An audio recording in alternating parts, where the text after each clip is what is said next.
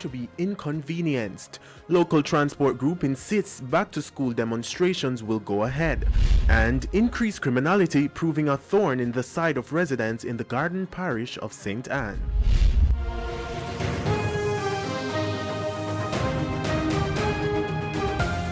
Good evening and welcome to Primetime News, on air and online at onespotmedia.com. I'm Archibald Gordon. And I'm Herman Green. Also this evening, the Financial Week. Milton Walker is here to give us a preview.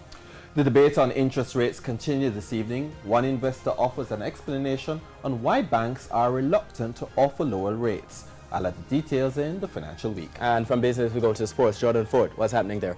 Well, Archie, the Reggae Boys have named their squad for their upcoming Nations League fixtures with 2 exciting additions. But there is one shocking exclusion. I'll tell you more in Primetime Sports Friday.